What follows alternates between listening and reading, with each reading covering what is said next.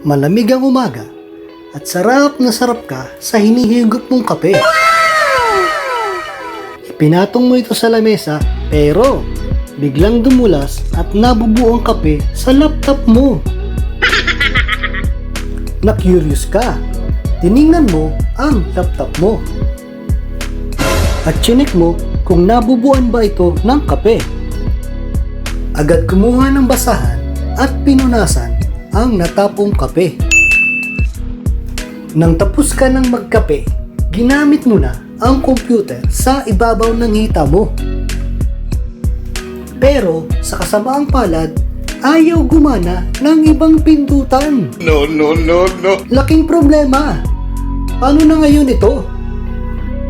Huwag mag-alala dahil tuturuan ka ni Pinoy ComTech kung paano ayusin o palitan ang pindutan ng computer sa ibabaw ng hita mo. Dito lang yan sa ating bagong segment na Paano Nga Ba?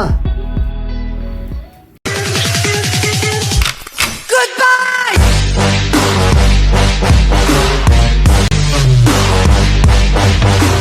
Bago magumpisa, siguraduhin muna kung under warranty pa ang iyong computer sa ibabaw ng hita. At kung hindi na, ituloy ang panunood. Kung sira na talaga ang pindutan, siguro ay oras na para ito ay palitan. Kung ayaw pang palitan, pwede ka namang gumamit ng isa pang keyboard para dalawa sila. Pero syempre, hindi magandang tingnan ang salawahan. Isipin mo, pumunta ka sa coffee shop. Inilabas mo ang laptop mo, pati na ang keyboard. Syempre, hindi ka ayayang tingnan pero pwede. Parang ikaw na babaero. Napilit kumakapit sa sirang relasyon ng GF mo pero meron ka naman palang iba o reserba na magagamit. Huwag ganun tol. Kung talagang sira na at mahal mo pa rin siya, magpaalam ka ng maayos para wala nang masaktan. Pumunta sa mga online store tulad ng Lazada at Shopee. Humanap ng compatible na keyboard ayon sa brand at model ng laptop mo. Sa checkout, gamitin ang option na COD. Para pag dumating ang order, magtulog-tulugan at si Mrs. ang magbayad. Ang galing mo pala dyan ah! Ngayong natito ng order, atin ang palitan ang pindutan ng computer sa ibabaw ng hita. Pagtanggi mula kay Pinoy ComTech. Ang mga susunod na hakbang sa video ay delikado. Si Pinoy ComTech ay walang pananagutan. Maaari kang masugatan at masira ang laptop mo. Si Pinoy ComTech ay isang malupit at profesional na teknisyan ayon sa kanyang sariling paniniwala. Bago ang lahat, ihanda ang lahat ng gagamitin. Lianera na pinaglagyan ng leche plan. Dito natin ilalagay ang mga natanggal na tornilyo. Styro o tela para hindi magasgas ang unit. Screwdriver pangtanggal ng mga tornilyo. Ang tiyan na pambunot ng balahibo sa kilikili ni Mrs. At syempre, ang panggayat ng tinapay na galing pa sa kapitbahay. Ilatag ang styro at ipatong ang computer sa ibabaw ng hita ng padapa para matanggal natin ang mga tornilyo sa likod. Unang tanggalin ang battery. Isa-isang tanggalin ang mga tornilyo.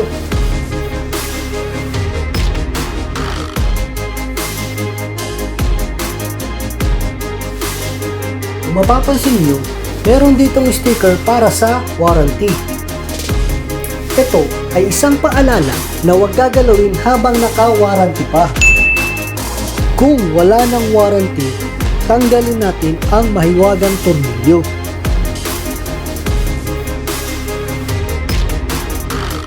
Atin ang gamitin ang panggayat ng tinapay na galing pa sa kapitbahay.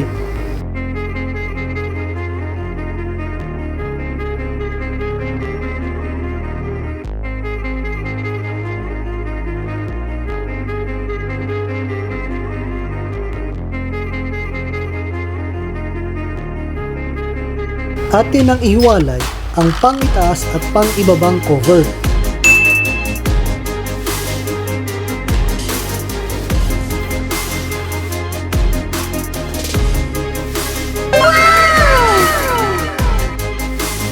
Sinisilip mong mabuti kung saan at paano mo tatanggalin ang pindutan. Ang modelong ito ay komplikado. Kailangan mo pa palang tanggalin ang lahat bago mo mapalitan ang pindutan. Laking problema. Alisin lahat ng nakakabit sa motherboard. Alisin ang hard disk. Alisin ang fan.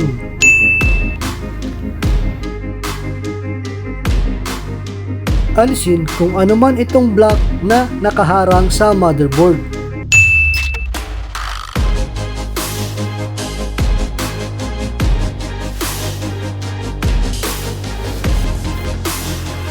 Alisin o i-disconnect ang mga cable na nakakabit sa motherboard.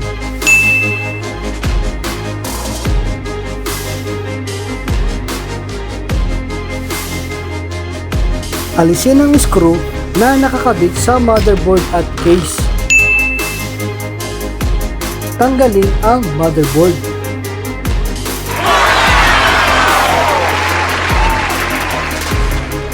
Pambihira, ba't ganito? Naalis muna ang lahat, tapos may palaisipan pa din. Ano to? Crossword puzzle? Mukhang kailangan pang tanggalin ang mga lock na ito para lang mapalitan ang pindutan. Hala, bahala na. Kunin ang cutter at tanggalin ang mga puti.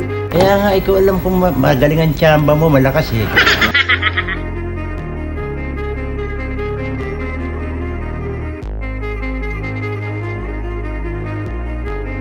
Kunin ang tiyanay ni Mrs. para pang suporta at iwas aksidente na din.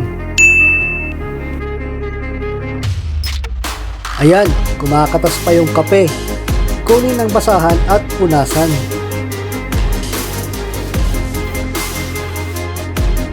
Ituloy ang pag-solve ng crossword puzzle.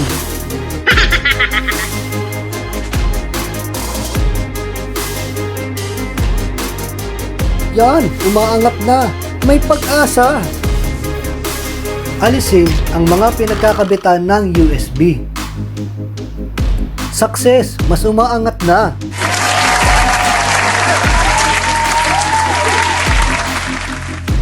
Mukhang kailangang alisin ang pagkakakabit ng ating panooran o screen.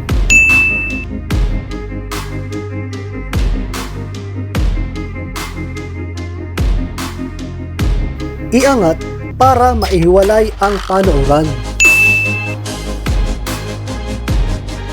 Punasan ang mga kapeng natapon. Wuhuy! Kalahati na ang umaangat.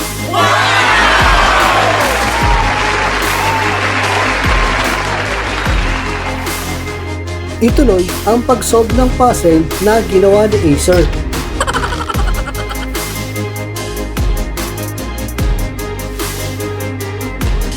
Punasan muli ang mga kapeng natapon.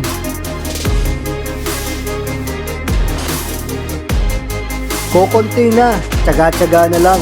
Thank you! Sabi nga, pag may tiyaga, may nilaga. Kaso, sa mahal ng baka at baboy, yung nilaga mo, puro gulay na lang at patis.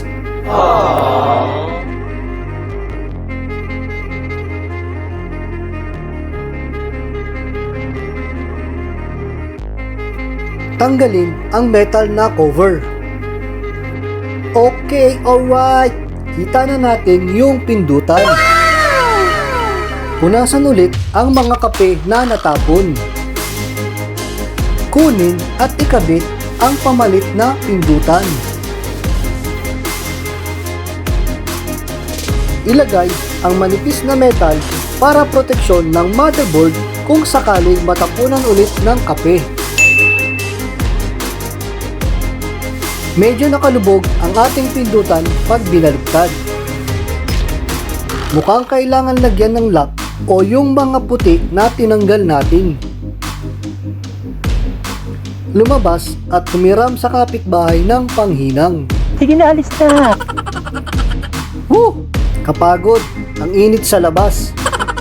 Atin ang gamitin ang hiniram na panghinang sa kapitbahay.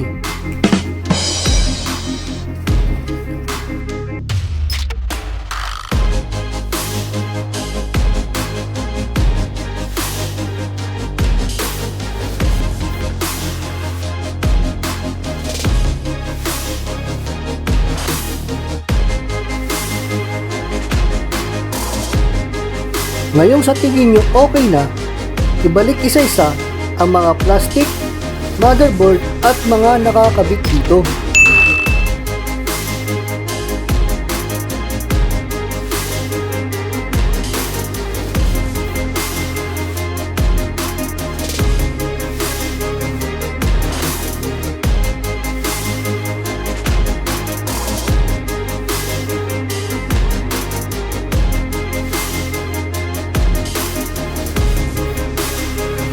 Ibalik at i-screw ang mga pang-ilalim na cover.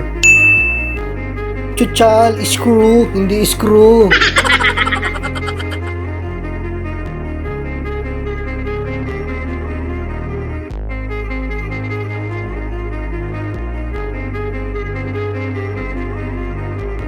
Sa wakas, natapos din sa pagpapalit ng pindutan ng computer sa ibabaw ng hita.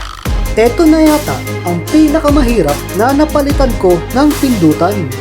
Hala, subukan natin kung gagana. Yun, nabuhay! I-check isa-isa ang pindutan gamit ang notepad.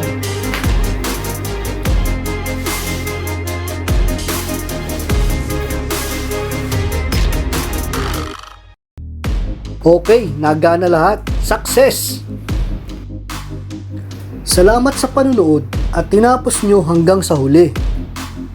Hindi na ako magkokomento at medyo mahaba na ang video. Para updated ka sa ating mga latest videos, i-click lang ang subscribe o like button sa baba.